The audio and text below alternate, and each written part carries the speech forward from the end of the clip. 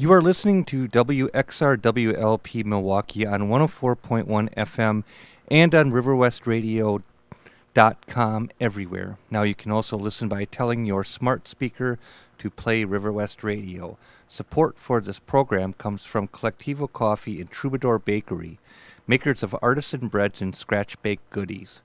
Visitors to Collectivo's Bayview Cafe can look in on Troubadour Bakers as they prepare breads and cafe favorites daily. More info is at collectivocoffee.com. This is Cinema Fireside, and thank you for listening. It was a great thing to see Suki live and in person. For Suki Steiner, a wonderful show, wonderful person with a warm heart, and good ideas about the culinary world. So bless your heart, Suki. And listeners, thank you so much for listening in. And I have had communications with Gabe Van Handel, and he is to be calling in, which I very much look forward to.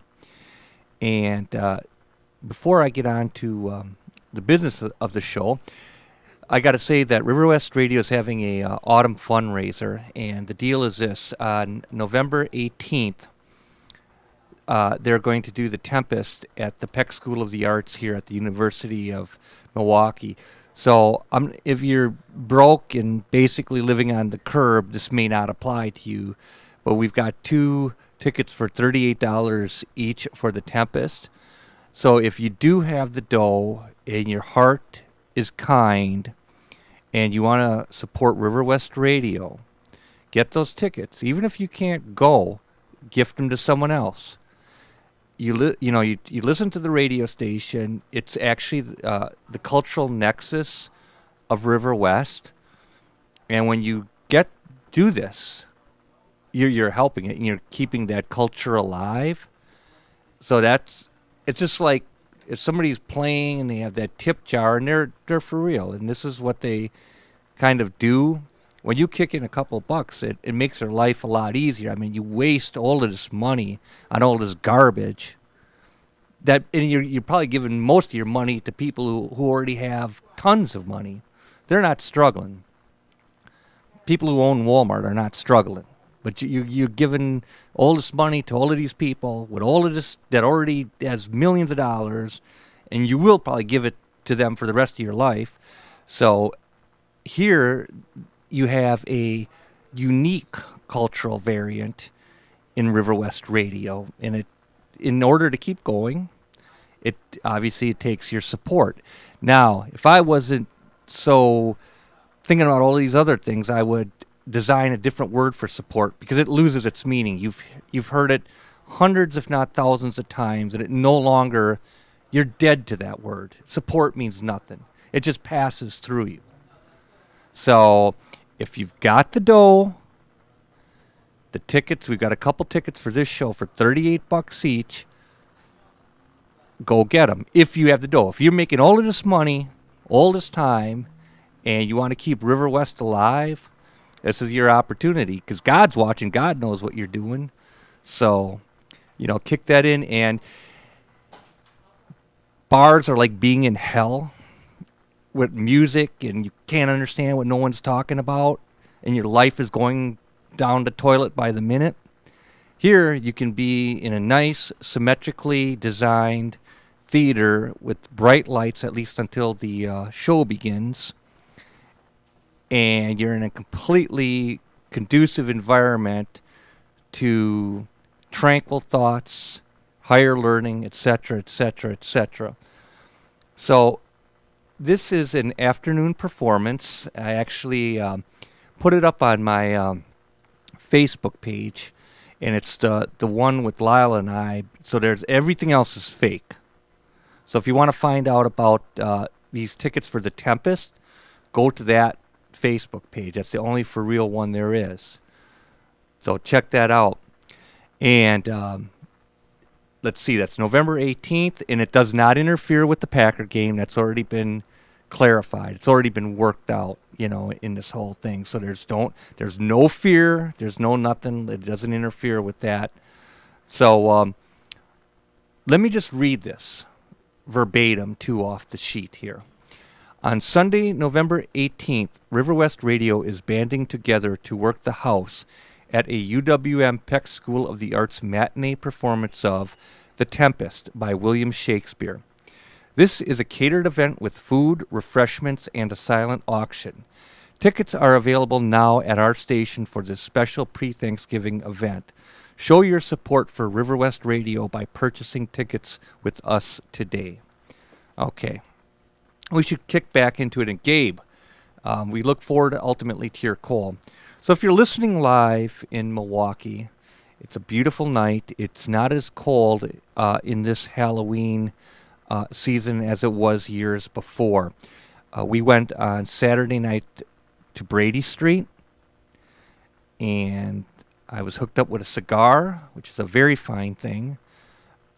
And I thought it was 10:30, and I was informed that it was 1 in the morning, which was quite shocking to say the least. But it was a very, very nice time. Many, many people in costumes, having the time of their lives. So that was pretty cool. Saturday night at Brady Street, and then oh man, this is us. Do you see that there's a blinker here that I can't see? Okay, anyway. Yeah, it's been put somewhere else when people call in. Thanks for calling in, Gabe. I got you on now. I see it in the reflection of the window. So, what an opportunity. The Milwaukee Film Fest is going on, and each year they have a screening with the Alloy Orchestra, tremendous musicians who accompany silent films, and this year was A Page of Madness. I think it was a Japanese silent film. It was just incredibly wonderful. I think the apex of the Alloy Orchestra endeavor has always been Metropolis.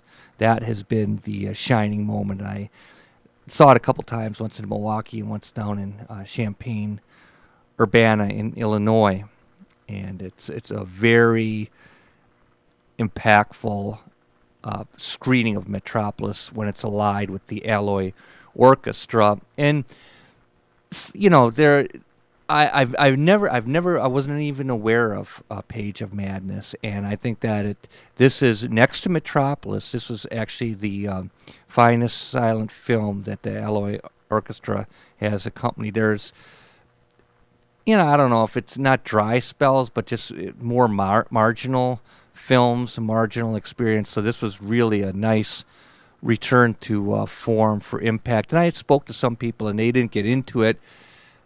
Who cares about the story? I mean, what are you, in third grade? You need to be told a story? Is that how you get to sleep at night or conduct your days? Come on, dude. You're sophisticated. You're a human being. You don't need story. You're not 2 years old. It's like it's an existential experience that the composition anticipates Ozu in its symmetry. It definitely gives Dreyer a run for his money, as in the art form within cinema, such as Dreyer's Passion of Joan of Arc and Vampire, and it does ally itself at times with Soviet montage, the impact of montage. So you have all of those elements. So it's just a wonderful experience, A Page of Madness. I couldn't understand how people couldn't have gotten into it or appreciated it, but everyone's different. And my advice to people is, if people ask you a question, give them the answer that you want. It doesn't even have to do actually anything with the question at all, because now they're taking your time. They're involving you, and you're going to go off into these digressions that have nothing intellectually, psychologically, emotionally to do with your life. So remember, there's no rule. It's not in the Ten Commandments. It's not in any laws that you have to, unless you get it busted or something, that you have to answer the question being asked. So sometimes, like maybe about 33% of the time, you come up with your own answer. Gabe, I'm about to get to you here. Gallery Books shut its doors, but as it did, as it closed, 2 more rose up right in that Bayview area. They have wonderful bookstores down there. So we got there early. we meticulously went through the theater section, got killer books for free. Whatever was left in stock at the store was yours. So that was a very good way to spend a Saturday afternoon for sure. And I'm not going to go through obvious films, 'cause I don't want to, populist films, which discussing them is going to get you nowhere. It's going to mean you're not going to go learn anything. I saw Summer of Fear, Wes Craven made for TV film, mediocre. Obviously, the DVD pumps it up as this great thing and all that. And look, man, it's just a real marginal, mediocre made for TV movie made by Wes Craven. That's all it is. But as a cultural artifact, it's worth seeing once. Darling, with the print copyright of 2015, takes place in Manhattan. Definitely resonance of Polanski's 76 to Tenon in it. Beautiful scenes of clusters of buildings in Manhattan. And what's great, it's a 76-minute running time, so nobody's getting killed here watching it.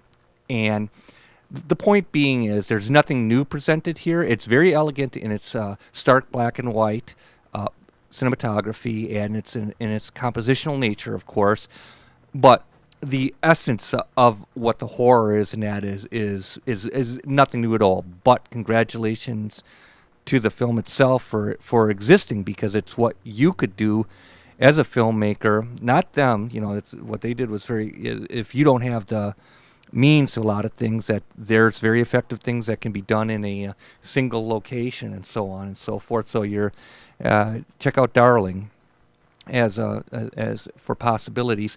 And God was on my side when I tried to. Now I'm going to get into a populist thing, and so at the library I do keep up during Halloween with contemporary films. So God was on my side when I was trying to put in Insidious, and the DVD wouldn't work. Man, I was like, oh man, what a relief. So I went back to House on Haunted Hill with Vincent Price.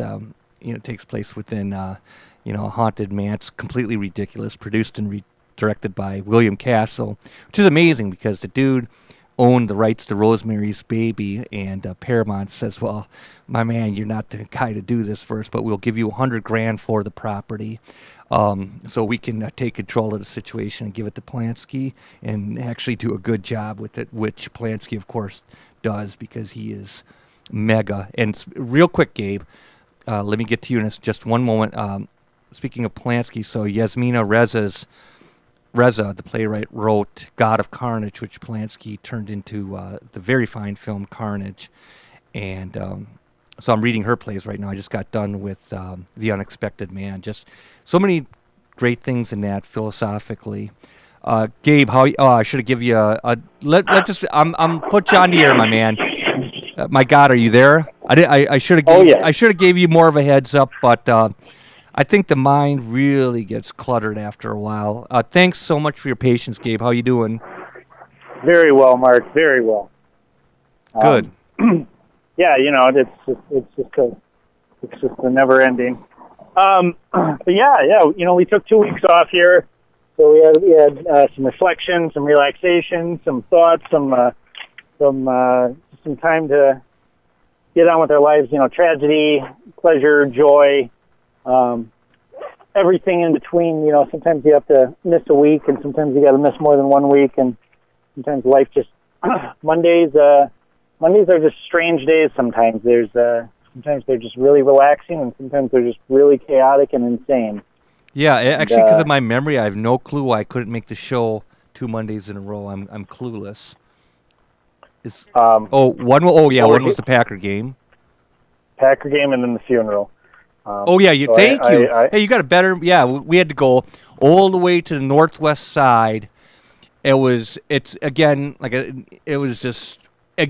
a personal thing. That was all tripped out, man. It was like walking into your own dream. But again, that's a personal thing that no one else can share or understand, because it's just your intimate experience with your 52 years and freaking out over there. So, but bless your heart, Gabe. You do have a memory. You're young, you're motivated, and you are a machine.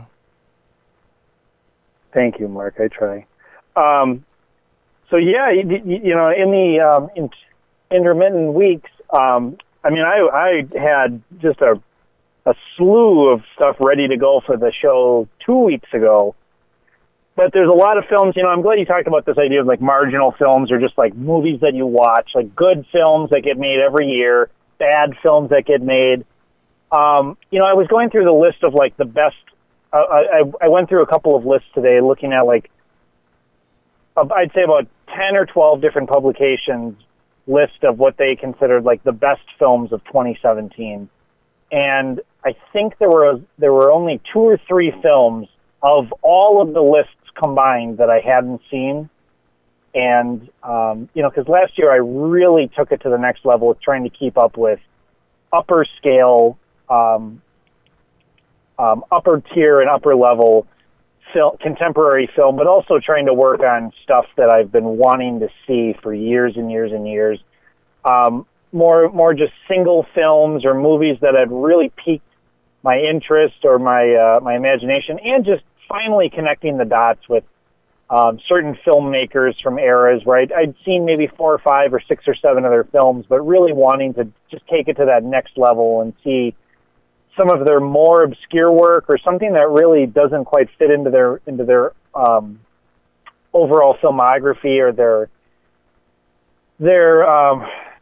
general sensibilities. And Kurosawa is one of those filmmakers who, just when you think you have them pinned down, whether you're a huge fan or you're not a fan, I fall somewhere in the middle, usually veering more towards the side of not as impressed as people that say he was the greatest living filmmaker, that's that ridiculous. was still alive during the 80s and 90s. I just think that that's an insane statement, considering that like Antonioni and Bergman and all these, Tarkovsky, Angelopoulos, all these great world filmmakers were still making films and were still alive. So to say like, oh, Kurosawa is in the league of these indefinable filmmakers, when Kurosawa is very definable at times. But that being said, most of that criticism and that judgment is limited to his major films, to the films that, and I don't mean major in the sense that I consider them his best, just the opposite. The films that are the most popular in their name brand recognition, or in their in how popular and how well received they were at their time of initial release.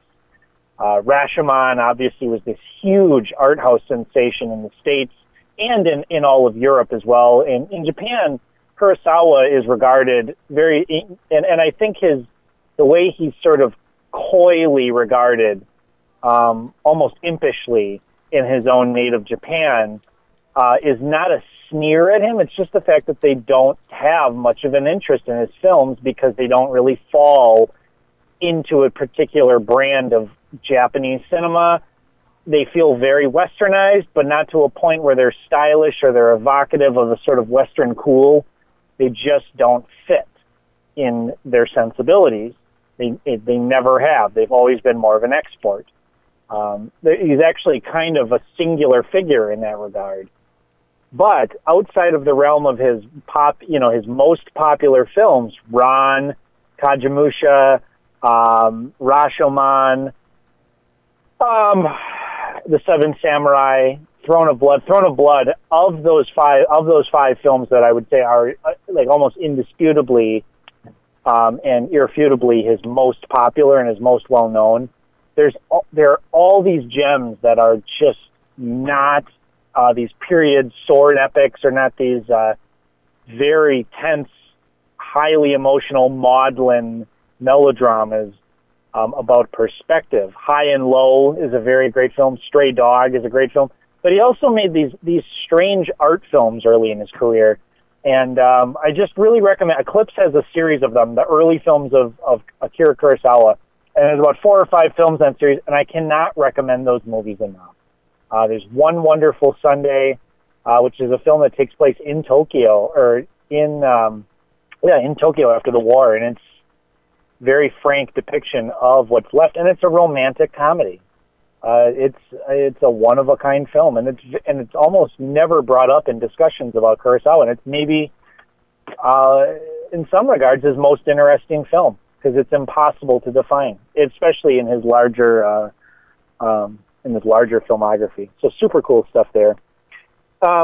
Hey, dude, what about your Halloween stuff, viewing? I mean, this is the season here. What's happening with that, Gabe? Oh, Halloween stuff. I kind of took a break from that, but then I jumped right into it, Mark, in the last week. I did go see the new Halloween, which David Gordon Green, one of my favorite filmmakers, not every film that he makes would fall into that category. In fact, I skip films that are so poorly received. He has this tendency to genre jump. He'll make these extremely lowbrow, sort of semi-improvised Judd Apatowian style stoner comedies, very ill-advised, very and I've seen parts of 2 of the 3 of his stoner comedies, and they were just unwatchably bad. But they're experiments. They're him. Why is he one of your favorite filmmakers? I mean, then based upon what you just said, what is he offering but you? His others, yeah. Well, his other material is very, like, I would say, post-Cassavetes. And okay. I don't really know how to define his stuff. I would say, like, George Washington from 2000 is one of the most interesting independent films of that year. It's most of his films that fall into this other style of filmmaking that is not populist stoner comedies have very strange, stark, natural lighting, have this very evocative, smoky feel to it. Generally, he uses non-actors in fluid mix with very skilled, very seasoned, very highly trained actors, and this mix of sort of breaking down the wall of trained actors to where it's improvisation on the side of the actors and naturalism from the non-actors. You can't really tell whether it's either just extremely good scripting that's disguised as non-scripted, or if it's just extremely good improvisation, or what it is. But it appears to be a combination of all 3. And he holds a consistent tone in his films. He never gets overly arty with his cinematography. He never chooses obscure, difficult angles. He doesn't hold on difficult moments. He's interested in action, in fluid character action, in immediacy, in drawing the audience into his films, in making sure that things are happening. Not necessarily cars having to be roaring and people having to be shooting at each other, but there's always intense drama on screen without always having this text of, like, I love that you were saying before, there doesn't always need to be the story. What's the story? What's the story? What's the plot? Sometimes it's just the intensity of how well it's done. That's what's important. And David Gordon Green is almost unmatched at some of these moments that he's pulled off. George Washington and Joe from 2013 with Nicolas Cage is just such a masterwork of independent film cinema. Nicolas Cage has been getting a lot of attention for Mandy, which came out earlier this year, and I have a lot of problems with that film, but I'm highly recommending it for horror film and fantasy film and genre film, especially 80s genre film enthusiasts. I'm very hesitant about calling it one of the best films of the year because I didn't get lost in it. I didn't get swept away by it. I was always aware that I'm watching a very composed, very manicured, and I will say this very cautiously, very laborious and boring at times art film, but Nicolas Cage is nothing short of a master of his craft in that film. But what people are not mentioning in this conversation is when Joe came out, that was not coming up as, oh yeah, that's right, Nicolas Cage, one of the best actors in the game. He's been written off because he, his personal life took over the narrative of what we talk about when we talk about Nicolas Cage. At least not everyone, but a lot of people describe this TMZ version of Nicolas Cage, not, completely unimportant. Nicolas Cage is a fantastic, talented, interesting, malevolent force, also a very benevolent force at times too. He's a complicated, complex actor. I love watching him at peak form when he's in good movies. So Joe from 2013 is a great film. But David Gordon Green also genre flips and makes the new Halloween, which is meant to disregard the last 9 sequels and it's very welcomely so. Very welcome that he does that. It's just a direct sequel to the original Halloween, John Carpenter's, the 1978 John Carpenter directed Halloween. Same title too, which is I was thinking about the title and visually manifesting there being this like line connecting the two titles, and I was thinking about the opening credit sequence in the new one, and the direct homage to the original visually and stylistically, and also the line that blurs where this film is creating its own path. It's one of the more interesting sequels I've seen in a while because it does do everything that a genre horror slasher film needs to do, in that it's a totally stupid, pointless waste of time. But I don't know that you're going to see a better-looking slasher film in your lifetime, should you want to go waste your time and watch. I do want to waste my time because I want to be in that zeitgeist moment, and knowing that you're probably going. Well, it's not. Yeah, I mean, if you were actually like looking, there's a difference. You can live your life in content, which most people do, or you can live it in context. Like, it's not like you were actually paying attention to what people are saying, but you realize that they're saying something. It's like a conversation, and you know it's a conversation, and you're enjoying it as a form, but you could care less what they're talking about. Exactly. So seeing Halloween would be for a reason beyond the film itself. It would be everything but the film. Yeah, well, the thing is, though, is that the film is pretty good visually. There's a lot to really enjoy about this movie. Jamie Lee Curtis is really engrossing. She's always terrific, even when she's not. She's incredibly likable. She's a captivating actress, and she pulls it off. She is Laurie Strode. This character has defined in many ways her career, and she revisits it often. She started her career with this role. She re-engaged it again 20 years ago, twice. Now she's back again. The ghost of Laurie Strode, the specter of Laurie Strode, and now the life force, the enigma of Laurie Strode has come back. And I love that she goes into it full throttle. She doesn't seem aghast. She doesn't seem desperate. She seems alive in this role. There is some good acting. There is some very alive. The fact that David Gordon Green brings all this art and all this talent and all this skill to something that doesn't require any of that. I mean, you could make the worst movie of the year, and people are going to show up on opening, second, third, and fourth weekend. It doesn't matter how bad this film is. It was marketed very well. It serves a purpose. It just happens to be pretty dang entertaining and pretty worth your while. However, it is still a slasher film with no point and no purpose. It goes nowhere. It means nothing. It achieves nothing, but it looks great. The cinematography alone is worth the ticket price of admission. This is very exciting news, Gabe. Thank you. Yep. I would say that besides Mandy, it's the most interesting and most intoxicating looking film I've seen this year from a mainstream milieu.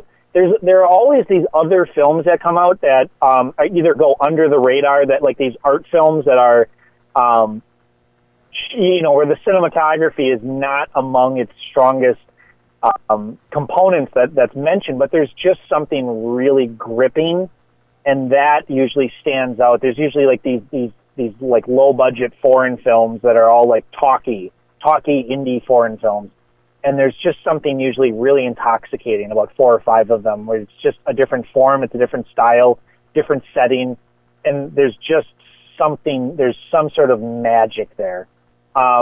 And sometimes it's just something like lighting, or it's like mood or atmosphere, or it's just the composition in American art films. So sometimes when you see these mainstream films that are not meant to be talked about as works of art, and they're totally saturated from beginning to end with artistry, it's just such a welcome hug from the world of cinema and the world of mainstream genre cinema. Like, it's just like a big thank you. Oh, like it's like the hug is being given and I'm giving it back. Thank you. This movie did not have to be this good. This movie did not have to saturate itself with interesting images, interesting angles, interesting lighting.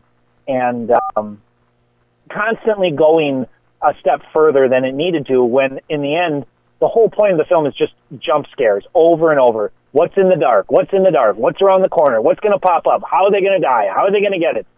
And the fact that the gore is exquisitely well realized in the film, too, and it's serviced by this good lighting, this undertoned lighting.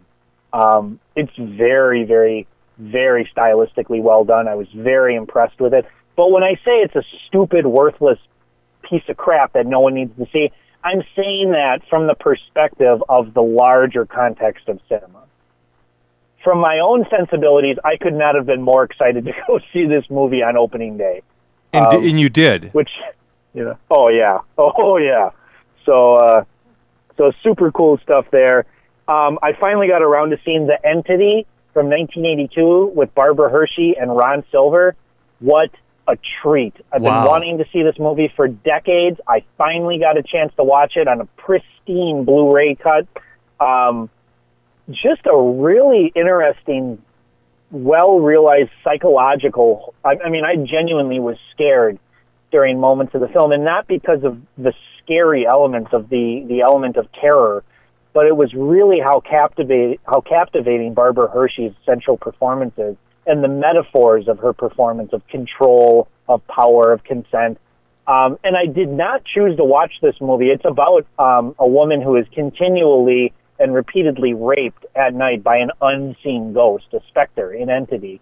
And the fact that the film brings up very timely issues about consent, about control, about power, and about identity, class, and gender.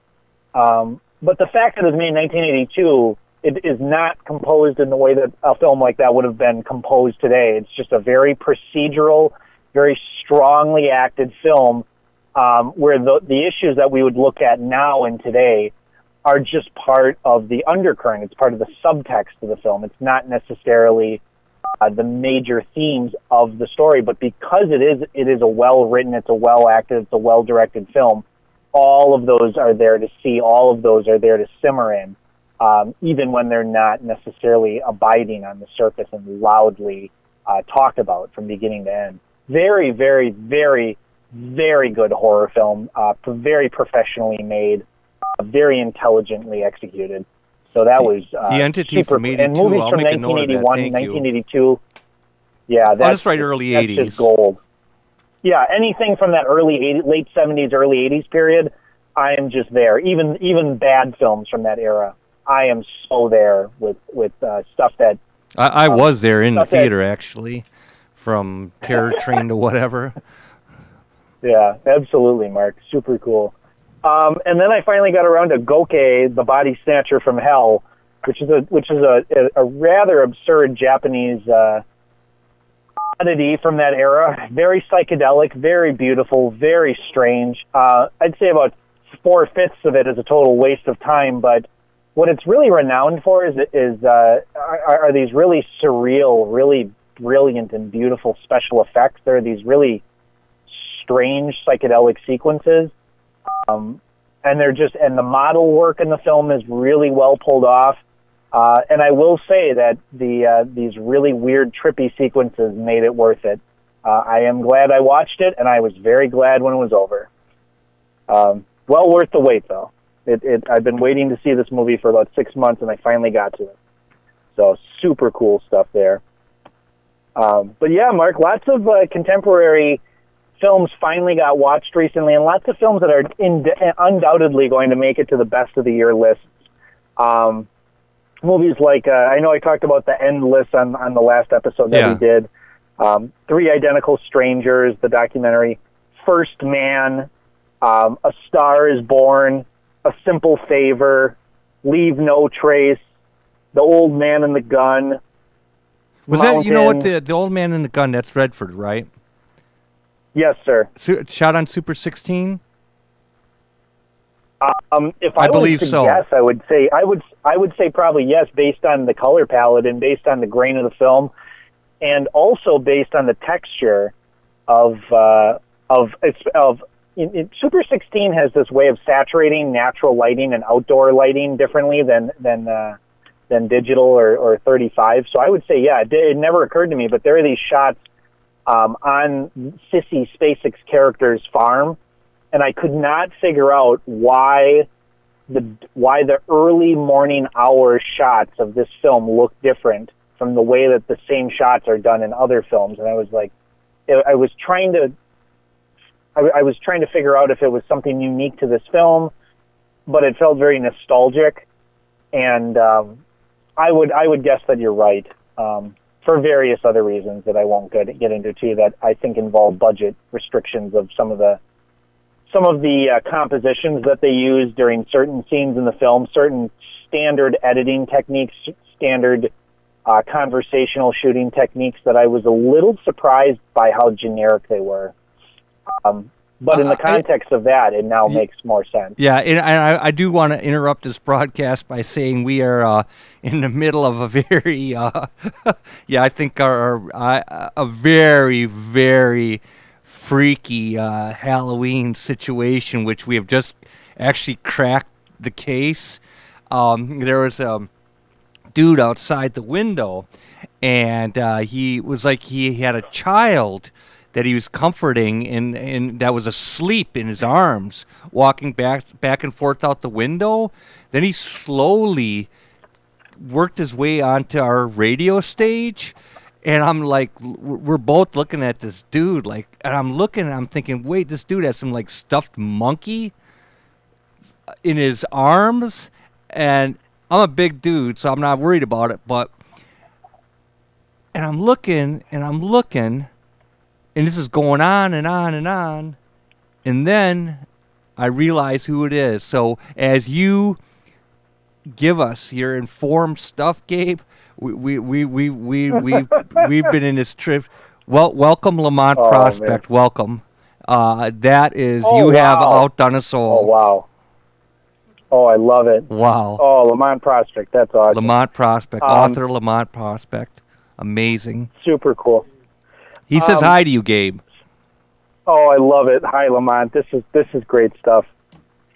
So, Mark, I wanted to just recap a little bit on some of these more contemporary films that I think most of which will make it onto just about every, if not all, best of the year lists, I think with varying degrees.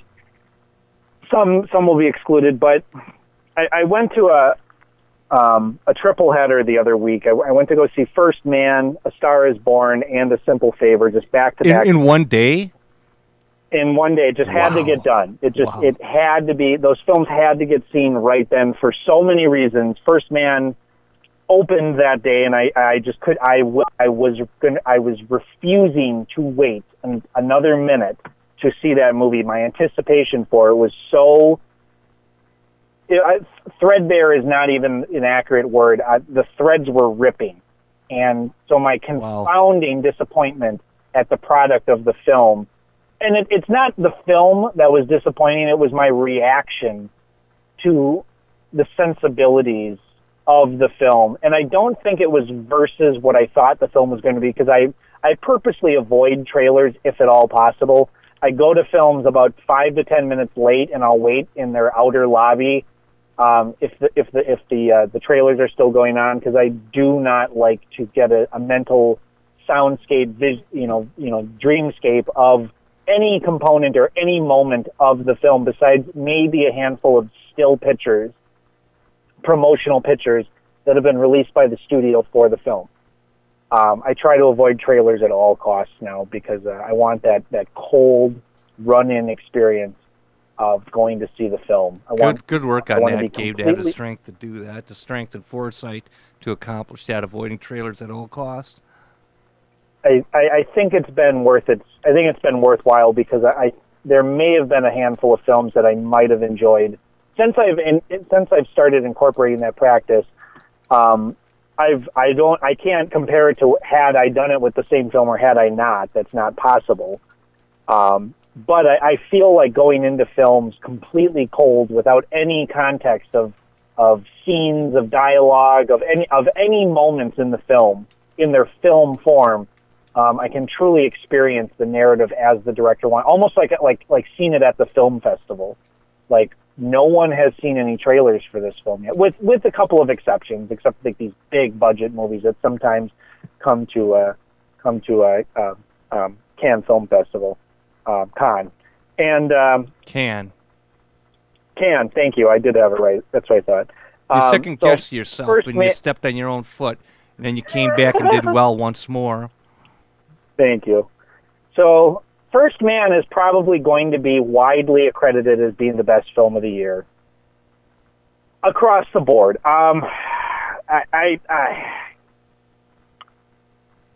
It's a film that's so enamored with its own importance and its own artistry and its own worth and its own sense of duty and purpose. I just can't help feel like it's a totally pretentious and pointless addition in the mainstream film canon. Ryan Gosling gives a tremendous performance. It just does nothing for me. The film is shot in this very almost like post-Terrence Malick fashion where you're incorporating various elements of lots of other filmmakers. It seems like almost direct homages, like Terrence Malick, Ron Howard, Steven Spielberg, Martin Scorsese, and it just does nothing for me. Then there are these sequences that are so sublime and so well executed, and they're just outside of the rest of this sloggy film that I had to sit through.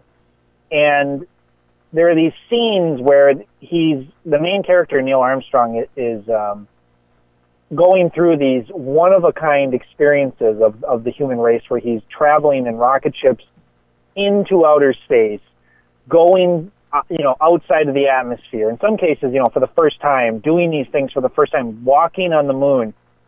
And everything is experienced in this very laconic, very procedural and very removed and almost very Soviet, sort of like Bolshevik,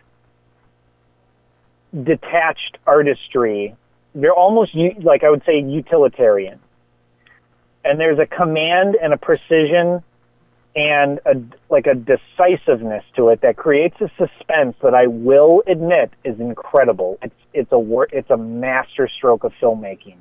It's steady, it's concise, it's very protracted, and it's not going to be for everyone.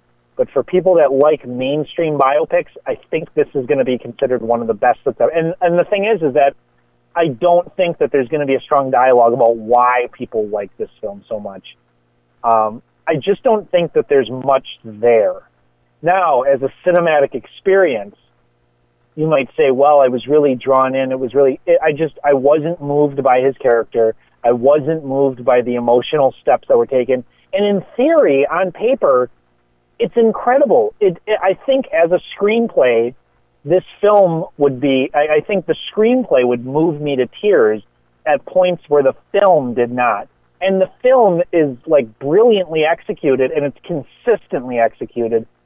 It amps up the stakes and the tension without ever translating that to hyperbolic editing or frenetic cinematography. Even when it does use these methods of cinematography to bring you into his first-person perspective, it never gets disorientating in the way that Michael Bay with fast editing, where you're aware that you're watching filmmakers use filmmaking techniques. The point of the film is always to draw you into the moment of their first-person perspective. That's also a huge achievement. I don't know that I've ever seen a big-budget mainstream film do that, or even attempt it the way that this film does. It's a huge success on a technical level and on an artistic level. It just didn't do anything for me. Gotcha. And Gabe, I want to say this. We're gonna take. Yes, I've got a. This is 2 minutes. I've got a music Yes, sir. supervisor here, so we're just gonna take 2 minutes out, speak with them for a second. So I want to tell the people that there are free screenings at the Kenilworth Building at UWM at their adjunct building, the Kenilworth Building, on Prospect. And one of those, these are virtual reality films, so it's a really, really great experience. And Lilah Wilson is the music supervisor for the film BattleScar. Yeah, we already discussed you rediscussing this, so you can explain it like for 60 seconds, right? Yeah. Okay, that's what I asked you. Here, can you come on up? Sure. Okay. You can stand up. First of all, where is it shown? It's at the I'll handle that. It's at the UWM Peck School of the Arts on Prospect Avenue in Milwaukee, and it's free and open to the public. It's with the Milwaukee Film Festival, and if you 8 p.m. every night it's open, I think it's open till 8 p.m. every night. 20 hours. And can you tell us a little bit about what the film is about, Miss Wilson? Sure. Okay, you want to step up to the mic? Okay. Standing is good for your health. Well, Gabe, you and I discussed this film before because it was the first time I was on it. No, the audience was here too, listening on River West. But this actually got Best Animation at the Amsterdam Film recently, so it's got good legs. And it's a punk rock 1978 pretty much period piece. 8 minutes long, and our voice is Lupe, is a girl who goes to New York City and ends up in a squat house to start a band, and it's gonna have 2 more chapters which are coming up, but it's exciting to see the VR virtual reality platform growing and being a part of it. But yeah, we discussed the music before because I think I mentioned the urinals or something like that, but and you were, Gabe, I remember you were happy about that, but it was last time I was here, but now it's at Milwaukee Film Fest, so people here in Milwaukee can actually go and see it. Please, everyone, please join in. Please. Thank you so much. Excellent. Yeah, you. it's free and that's open to the super public. cool. BattleScar is a great film. The music supervisor is Lilah Wilson. She did a fantastic job. It's a good film. I've seen it and look forward to see it, in that milieu, on a bigger screen for sure. Now, Gabe. Awesome. So, Gabe. Yes, sir. Yes, sir. Yes, How now? Halloween is on Wednesday. How are Yes, you sir. going to anticipate and consequently celebrate this great holiday? I'll probably watch an art film. Okay, which one do you suspect may be?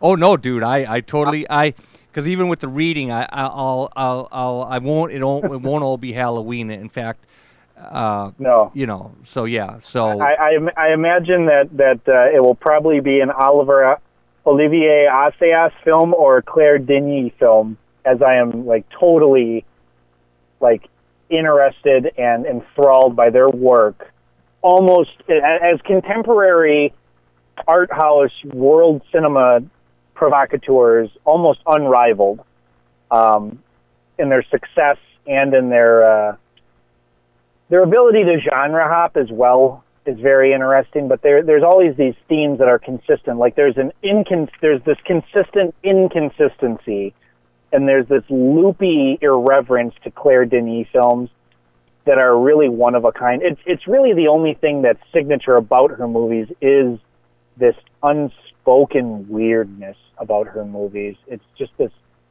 and her films oftentimes deal with white in sort of imperialism or sort of this idea of privilege, class and gender, aristocracy, other elements of fading imperialistic empires.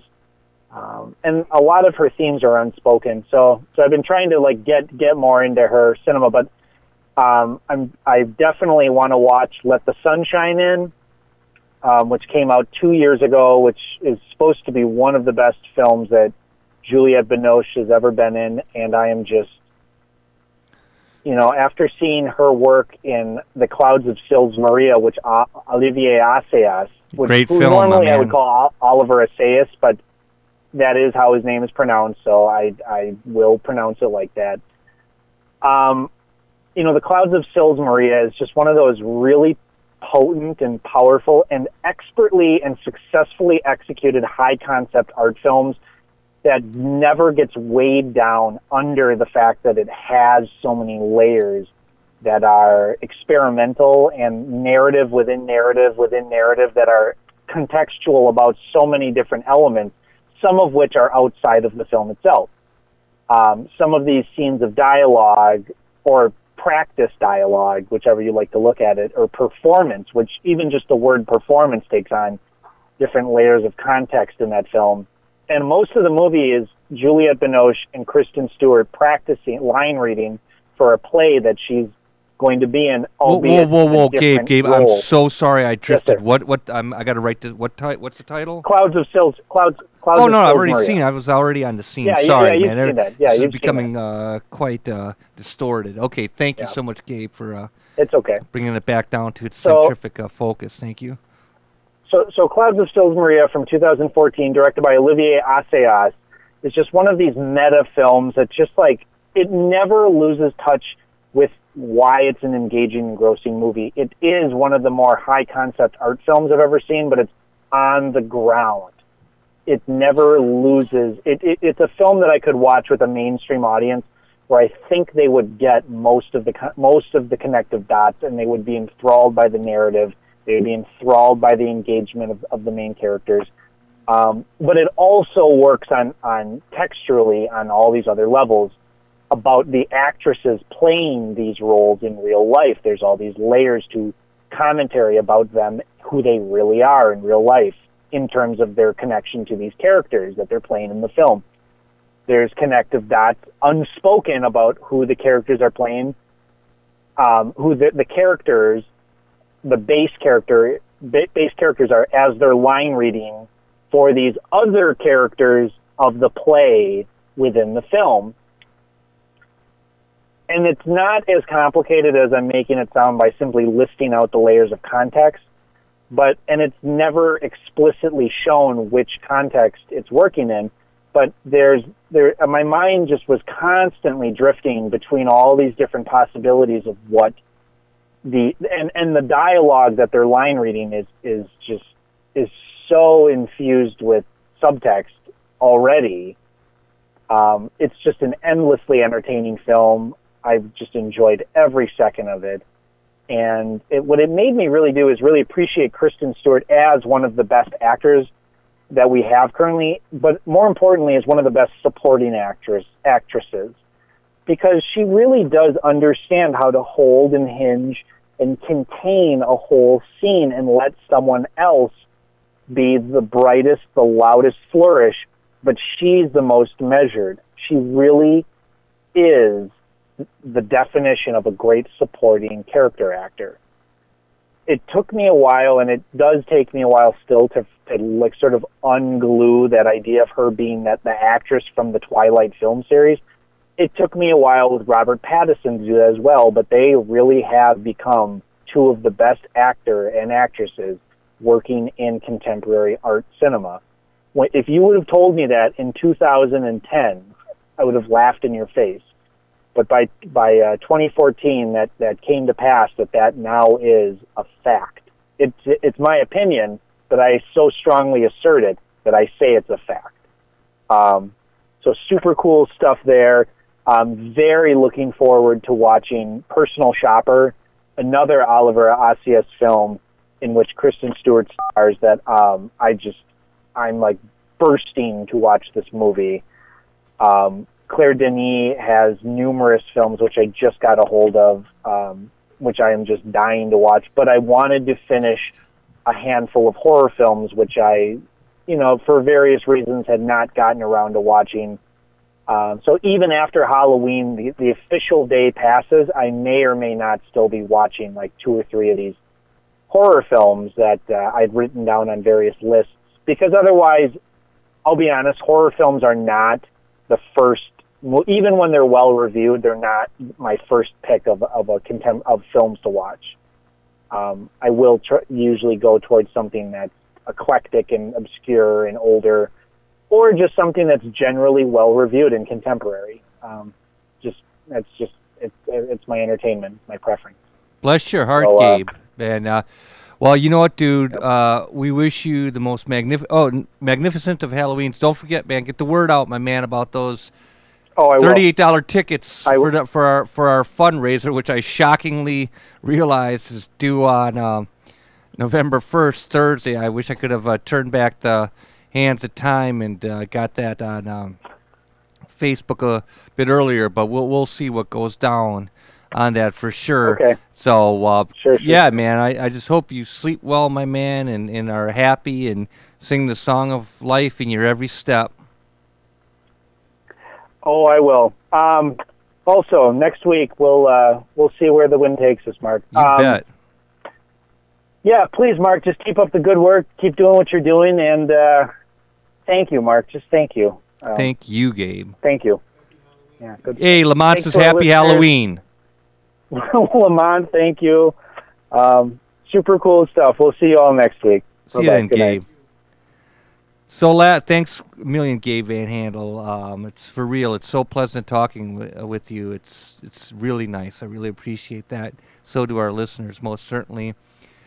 Last night, I can't. What was it? Sunday night, because that's when radio dramas are on. We stopped in at Shorewood Pick and Save, and we're going to watch a film. And I realized, man, I'm just way, way too tired like that. Kind of like when you're so tired, you start to feel sick. And so on the radio, they had it started off with the comedy regarding Halloween, and so on and so forth. And by the 9 p.m. hour was Campbell Playhouse with Orson Welles in an episode entitled Escape, and I fell asleep then. Was woken up around 10, where I think it was Suspense or something was on, maybe the Dunwich Horror, and that's by Lovecraft, but fell back asleep again. So it was kind of a weird, disjointed time with radio dramas last night, but man, did it feel good to sleep. I wouldn't mind getting good sleep again tonight. Attempt to read a little bit at home and then just pass out, man. And tomorrow is certainly a new day. And for Halloween, I don't know if there's activities on Wednesday evening. I think, wasn't it you said on Water Street? Yeah, on Halloween night. Anyway, out in Whitefish Bay across from the library is that mega cool pumpkin patch. That's off of Marlboro there. So that's pretty cool. And I don't know, we didn't even get a pumpkin this year. It's not Halloween yet, but you know it's to be lit prior to Halloween too. So. Still prior. Yep, it's still prior. Okay, duly noted. No, that's cool though. I mean, we've certainly been celebrating Halloween for sure, in myriad subtle ways, I suppose. Some great films, haunted house films again. Like we saw a House on Haunted Hill with Vincent Price. Well, we'll return to that, and which is cool as they work their way for an hour and a half through the labyrinth of all the rooms, and it's ridiculous but fun William Castle production. I think I've yet to see The Old Dark House. You know, there's a list of scary haunted films for sure, and so if you want a survey kind of like of 20th century horror in literature and film, Stephen King's Danse Macabre is a great book on surveying that era. And if you have not read Stephen King's Danse Macabre, it's like an offering. Like his writing, his nonfiction works are pretty palatable, so easy to digest and informative, and so on and so forth. I'm burning out here, but that's cool because we will be on at the same time next week on WXR WLP 104.1 FM Milwaukee. To hear past episodes, visit riverwestradio.com/shows and click Cinema Fireside.